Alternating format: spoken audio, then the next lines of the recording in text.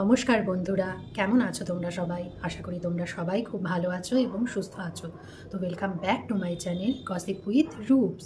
তো চলো আজকে যাদের ভিডিও নিয়ে বলবো, আজকে দুটো ভিডিও নিয়ে বলবো। একটা একটু ছোট্টর ওপরে যাব, একজনের ভিডিও নিয়ে, আরেকজনের ভিডিও নিয়ে বড় করে আর কি বলবো। তো প্রথমে যাকে নিয়ে বলবো সে হচ্ছে আমাদের কোচবিহার জেলার ছোট্ট একটি গ্রামের প্রিয় বুনু। ঠিক আছে, প্রিয় বুনু আবার দুদিন পরে আজকে ভিডিও দিয়েছে। ব্লগ ভিডিও নয়, এমনি জাস্ট একটা ইনফরমেশান দেওয়ার জন্য ভিডিও বানিয়েছে। তো তার জন্য সেটা ওদের যেই জানি না সেকেন্ড চ্যানেল না ওটা থার্ড চ্যানেল, তো যাই হোক 3 নাম্বার চ্যানেল হয়তো হবে। তো সেই চ্যানেলে ভিডিওটা দিয়েছে। জানি না ওইটা ফার্স্ট চ্যানেলে মানে ওদের মেন যে চ্যানেল সেই চ্যানেলে দিলে কি হতো সেটা আমি জানি না। তো ওই চ্যানেলে দিলে কজন দেখতে পাবে সেটাও আমি জানি না। তো প্রিয় বুনুর সিদ্ধান্ত, প্রিয় বুনুই জানে ওরা যে কী করে কি না করে, ওরাই জানে। ওই ভিডিওটা মেন চ্যানেলে দিলে কি হতো, সবাই দেখতে পারতো। সরি। তো যাই হোক, তো আমাদেরকে কী জানানোর জন্য এসেছে যে বড় ছেলের শরীর খারাপ, বড় ছেলে আবার অসুস্থ হয়ে গেছে, বারবার জ্বর হচ্ছে এবং জ্বরটা হওয়ার ফলেই কী হচ্ছে, হিমোগ্লোবিনটা আবার কমে যাচ্ছে এবং রক্ত দিতে হবে।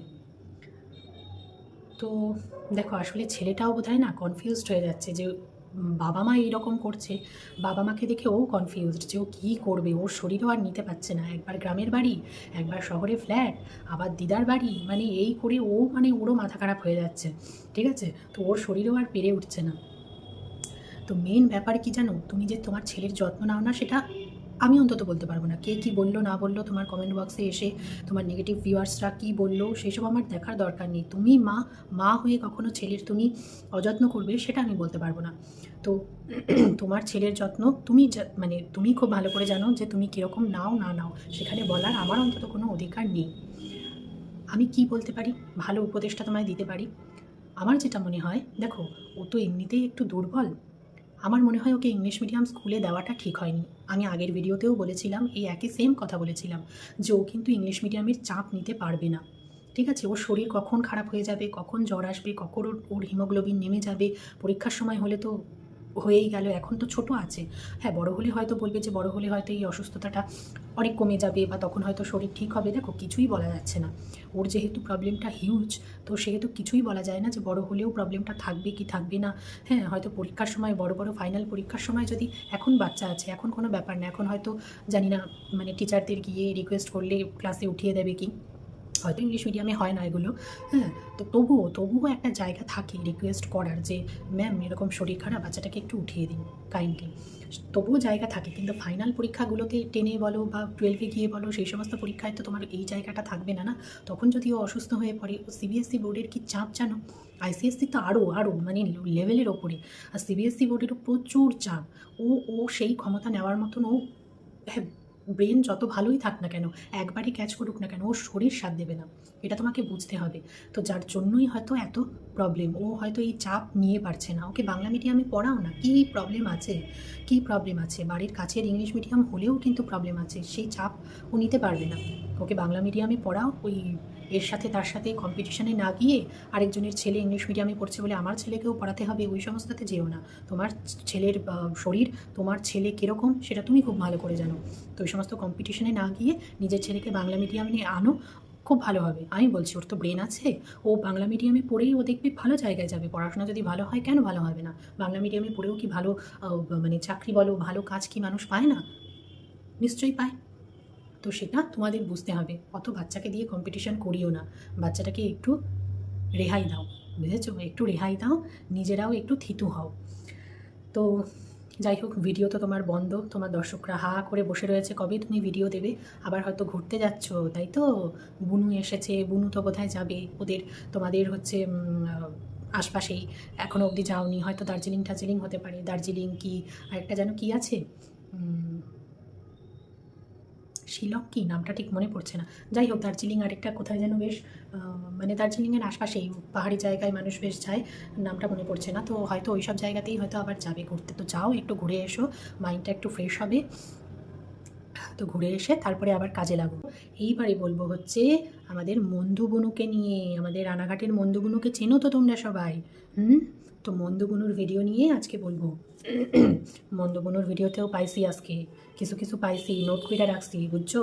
অত মাথায় থাকে না, যে কী কমু না কমু, নতুন তো এর লিগা নোট করে রাখছি। এই যে এই সাথে লইয়া বসি, সাথে লইয়া বইসা তারপরে এই যে এই পয়েন্টগুলো লিখা রাখি, পয়েন্ট লিখা তারপরে এগুলো মনে কইরা তারপরে তোমাকে বলি।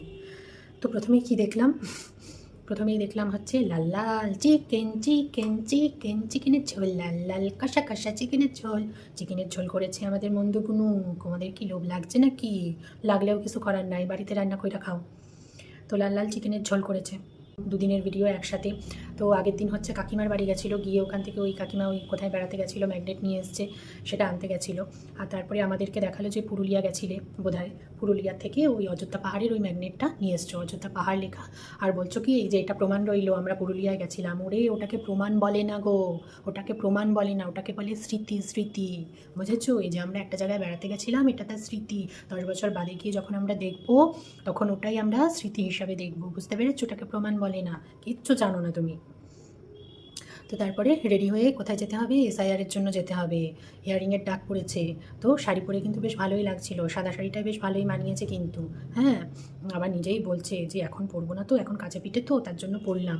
আর শাড়িগুলো যে কি হবে কি জানি, কি আবার হবে শাড়িগুলো, কি হবে শাড়িগুলো? কিছুই হবে না, সাথে করে নিয়ে যাবে, যেখানে যাবে সেখানেই সাথে করে নিয়ে যাবে, বুঝতে পেরেছো?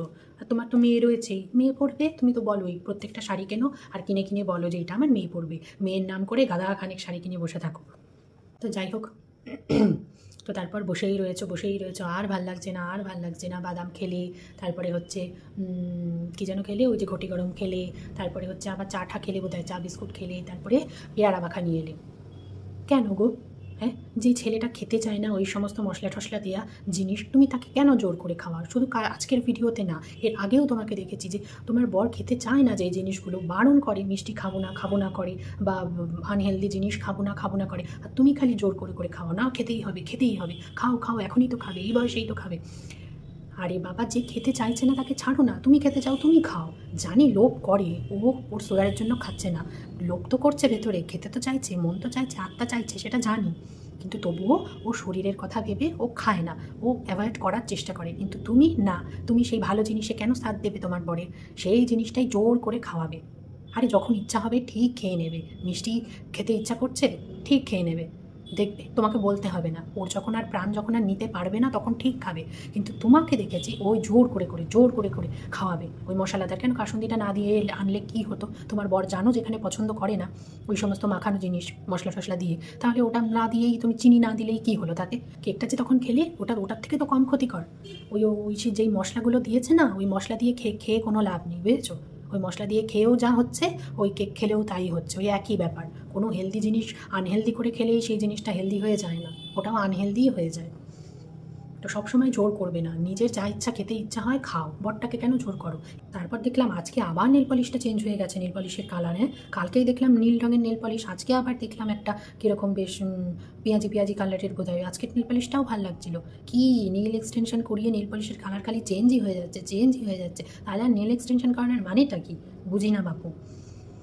তো যাই হোক, তারপরে আমাদের অ্যাডমিট কার্ড দেখালে, আমাদের রেজাল্ট দেখালে, 1 থেকে 4 পর্যন্ত ফার্স্ট হতে, সেটাও বললে। তো তখন কি বাবা পড়াতো, তার জন্য কি হচ্ছে, তার জন্য তখন ভালো ছিলে। আর 5 থেকে কি হয়েছে, আমাদের মন্দগুনো টানা গজিয়েছে, আর ডানায় উড়ে মন্দগুনো একদম লাস্টে চলে গেছে। দেখো, পড়াশোনা, মানুষের ব্রেন সবার তো সমান হয় না, কেউ ফার্স্ট হয়, আবার কেউ লাস্টও হয়, আবার কেউ মিডিয়ামও হয়। তো ওগুলো কোনো মানে অত ভাইটাল জিনিস না যে আমি ফার্স্ট হতাম মানে আমি খুব ভালো, সেটা নয়। আমি এরকম মানে আমাদের সাথেই পড়তো, আমাদের ফার্স্ট গার্লকেও দেখেছি যে এখন হয়তো একটা সামান্য চাকরি করছে, সরকারি চাকরি হয়তো করছে, কিন্তু সামান্য একটা চাকরি করছে। আমি বলতে চাইছি না কি চাকরি, সামান্য সরকারি চাকরি মানে কি বোঝাতে চাইছি সেটা বুঝে নাও। আবার এরকম দেখেছি যারা হয়তো খুব মিডিওকার স্টুডেন্ট, হয়তো মানে নর্মাল যেরকম স্টুডেন্টরা হয়, অ্যাভারেজ স্টুডেন্ট যাকে বলে, সেই সমস্ত আমাদের বান্ধবীদেরও দেখেছি যারা কিন্তু খুব ভালো চাকরি করছে। ঠিক আছে, এখন কিন্তু ভালো লেভেলে রয়েছে, ভালো চাকরি করছে, ভালো সরকারি চাকরি করছে। তো ব্যাপারটা কী দাঁড়ালো, আমি ফার্স্ট হয়ে কি হলাম? স্কুলে আমি ফার্স্ট ছিলাম, কলেজে আমি ফার্স্ট হতাম, ওইসব হয়ে কি লাভ আছে? হ্যাঁ, পড়াশোনার দরকার আছে, রেজাল্টেরও দরকার আছে, তার মানে এই না যে আমি লাস্ট হব, আমি একেবারে যাচ্ছে তাই রেজাল্ট করব, সেটা নয়। মোটামুটি একটা তো দরকার আছে। তো জীবনে সাকসেস হওয়াটা দরকার, তাই না? জীবনে সাকসেসফুল হওয়াটা দরকার। কার রেজাল্ট কীরকম, আমি ফার্স্ট হতাম কি আমি থার্ড হতাম কি আমি ফোর্থ হতাম, সেটা কিন্তু পরবর্তীকালে ম্যাটার করে না। ম্যাটার করে কিন্তু আমি জীবনে কি করলাম, কোথায় দাঁড়ালাম, এখন আমি কত টাকা ইনকাম করছি। তুমি যেই টাকা এখন রোজগার করছো 12 পাস হয়ে, তোমার সামনে বড় বড় মানে অফিসাররাও ফেল, তাই না? তোমার সামনে বড় বড় অফিসাররাও ফেল। তার মানে আমি এটা বলছি না যে 12 পাস করে তারপরে পালিয়ে বিয়ে করে সংসার করো, এইসব কিন্তু আমি বলছি না। পড়াশোনা করো, যতটুকু যা দরকার এখনকার দিনে পড়াশোনা করার সেইটুকু করো। 12 পাস করে বিয়ে ঠিয়ে করো না। সব কিছুর একটা বয়স থাকে। হ্যাঁ, 12 পাস করার পর কিন্তু মানে বিয়ের বয়স হয় না। আগে নিজের পায়ে দাঁড়াও, তারপরে বিয়ে করবে। বুঝতে পেরেছো? তো যাই হোক, জীবনে সাকসেসফুল হওয়াটাই বেশি দরকারি। ওই রেজাল্ট দিয়ে কিচ্ছু হবে না। ওই ভালো রেজাল্ট নিয়ে বসে রইলাম, আমি খুব ভালো গান গাই সেই রেজাল্ট নিয়ে বসে রইলাম, আমি ভালো নাচ করি সেই রেজাল্ট নিয়ে বসে রইলাম, ও কিচ্ছু হবে না। ঠিক আছে, নাচ নিয়ে আমি কতদূর এগোলাম, গান নিয়ে আমি কতদূর এগোলাম, সেটার থেকে আমি কতটা মানে ইনকাম করছি কি না, সেটাই হচ্ছে মেন। বুঝেছো? তো সেই জায়গায় তুমি ভাই এই লেভেলে, তোমার সাথে পাল্লা দেওয়ার ক্ষমতা অনেকেরই নেই। বুঝেছো? অনেকেরই নেই। তো যেটা ভালো সেটা তো অবশ্যই বলতে হবে, তাই না? শুধু খারাপটা বলবো তা কেন, ভালোটাও বলতে হবে। যে দেরি হচ্ছে বলে মাকে ফোন করে বলে দিলে যে তাড়াতাড়ি আসতে, মেয়েটা একা রয়েছে, সন্ধ্যা হয়ে যাচ্ছে, যে যদি কারেন্ট অফ হয়ে যায়, যদিও তোমাদের বোধহয় ইনভার্টার রয়েছে, অসুবিধা হবে না, তবুও আসতে বললে, যেহেতু সন্ধ্যা হয়ে যাচ্ছে। কেন গো? তোমাদের পাশেই তো শাশুড়ি রয়েছে, শাশুড়ির বাড়িতে কি মেয়েটাকে দিয়ে যাওয়া যায় না? নাকি কিছু হয়েছে বলো তো? আগে তো দেখতাম প্রত্যেক দিন মেয়ে শ্বশুর বাড়িতেই পড়ে রয়েছে, শাশুড়ির সাথেই রয়েছে। হ্যাঁ, ওখানেই সারাদিন ওই বাচ্চাটার সাথে খেলা করতো, গল্প করতো, ওখানেই খেলতো। শাশুড়ি মা আবার চান টান করিয়ে খাইয়েও দিত। তারপরে হঠাৎ করে কি হলো, ওই রান্নাবান্নাও তোমরা আলাদা করে দিলে। হ্যাঁ, তারপরে মেয়ের যাওয়াও বন্ধ হয়ে গেল। তো এখন সেই মাটাকে ওই বাড়ি থেকে টেনে টেনে আনছো কেন? শাশুড়িকে ফোন করে দিলেই তো হয়ে যায়, শাশুড়ি এসে ওকে নিয়ে যায়, মেয়েটাকে নিয়ে যায়। আর শাশুড়িরও তো আশা লাগে না, ও তো একাই যাতায়াত করে, এই তো রাস্তার এপার আর ওপার, তাই না? তার জন্য আবার মাটাকে কষ্ট করে টেনে টেনে আনতে হবে কেন গো? কিছু নিশ্চয়ই হয়েছে বলো। হ্যাঁ, কিছু তো হয়েছে, না হলে রান্নাবান্না একসাথে হতো, রান্নাবান্না আলাদা হয়ে গেল, মেয়ের যাওয়াও বন্ধ হয়ে গেল। কিছু তো ব্যাপার আছে, সে যতই আমাদের না বলো, কিছু তো আছে, সেটা আমরা বুঝতেও পারছি। তুমি না বললে তো আর আমরা জোর করতে পারি না, আমরা একটু অনুমান করে নিতে পারি। অ্যাডমিট কার্ডটা স্পর্শ করে আজকে অন্যরকম একটা ফিলিংস হচ্ছে। অ্যাডমিট কার্ড স্পর্শ করে আসলে কি বলো তো, অ্যাডমিট কার্ড স্পর্শ করে অন্যরকম একটা ফিলিং না, আসলে আমাদের মনের মধ্যে তখন কি চলছিল বলো তো? আমি যেটা বুঝলাম, সেই স্কুল জীবনের কথাগুলো হয়তো চলছে, স্কুল জীবনের স্মৃতিগুলো চলছিল, তাই না? অ্যাডমিট কার্ড মানেই তো তাই, আমাদের স্কুল জীবন। তো স্কুল লাইফটা সবারই ভালো থাকে। আমরা বড় হয়ে উঠে তারপরে আমরা মিস করি সেই জীবনটা। তখন এখন আমরা ভাবি যে ইস, কী ছিল আমাদের স্কুল লাইফটা, আবার যদি ফিরতে পারতাম, তাই না? তখন বুঝি না, কিন্তু পরবর্তীকালে গিয়ে বুঝি। তো সেটাই হয়তো তোমার হচ্ছিল, তুমি হয়তো সেটাই মনে করছিলে যে কী সুন্দর ছিল স্কুল লাইফটা, অ্যাডমিট কার্ডটা স্পর্শ করে। ওটা সবারই হয়, সবারই হয়, শুধু তোমার বলে না।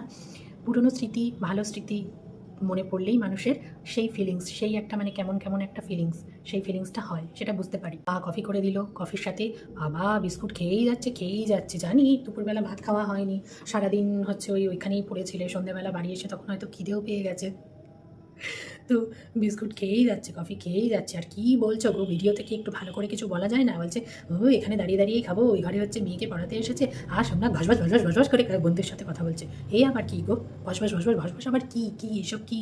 একটু তো ভালোভাবেও ভিডিওতে বলা যায় না? কি নেকু তো নেকুই। তারপরে কি দেখলাম, কি সব গোজামিল দিয়ে ভিডিও দিচ্ছ বলো তো? এই কফি খাচ্ছ দেখলাম, তারপরে আবার পরের দিনেই দেখলাম যে শ্বশুরবাড়িতে গিয়ে কফি খাচ্ছ, চা খাচ্ছ, চা আর বিস্কুট খাচ্ছ।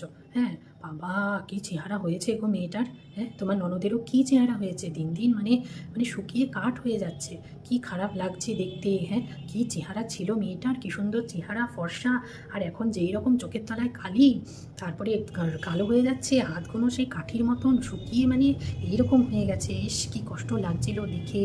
হ্যাঁ, কী হয়েছে মেয়েটার, মানে কিছুই কি করা যাচ্ছে না? এত শরীর খারাপ, মানে ডাক্তার কি কিছুই ধরতে পারছে না? কবে থেকে শুনেই যাচ্ছি, 1 বছরের উপরে বোধহয় হয়ে গেল। হ্যাঁ, কী তো অপারেশন করার কথা ছিল, ওটা কি হয়নি না কি জানি না, কিন্তু খুব খারাপ লাগলো দেখে মেয়েটাকে আজকে। মানে এখন আর ওকে কোনো কিছুতেই মানায় না, যেটাই করে সেটাতেই ওকে বাজে লাগে দেখতে, এই রকম চেহারা হয়ে গেছে। আর তারপরে কি বলছো যে এখনও তুমি ভালো বৌমা হতে পারোনি? হ্যাঁ, কিসের জন্য? না শ্বশুরবাড়ির সবাই অসুস্থ, তুমি অসুস্থ হয়ে দেখাতে পারছো না। হ্যাঁ, তোমারও তো ধরেছে, তোমারও ধরেছে, এখন হেলাফেলা করছো তো, পরে বুঝবে। পরে টেরটি পাবে। তোমরা সত্যি এত বড় বড় অসুখ নিয়ে তোমাদের কাছে কোনো ব্যাপারই না। হ্যাঁ, আমার বাবাটাও এত বড় একটা অসুখে মারা গেল। তোমার নিজেরও ওই অবস্থা, বরেরও ওই অবস্থা, শ্বশুরবাড়ির সবাই অসুস্থ, তাও তোমরা খাওয়া দাওয়ার কোনো কন্ট্রোল নেই, কিচ্ছু নেই, যা ইচ্ছা তাই করে যাও। বুঝবে, সময় থাকতে বুঝছো না তো, পরে বুঝবে। কত ধানে কত চাল, বুঝেছো? চোখের সামনে ননদটার অবস্থা দেখছো না, তবুও টনক নড়ছে না, তবুও টনক নড়ছে না। আর কত বলবে মানুষ বলো? যাও, তোমার শরীর তুমি বুঝবে। আমরা শুধু ভালো উপদেশটা দিতে পারি, নেওয়া না নেওয়া তোমার ওপর, তাই না? তো চলো, আজকের মতন ভিডিওটা তাহলে এইটুকুই রাখছি। Tata, bye bye.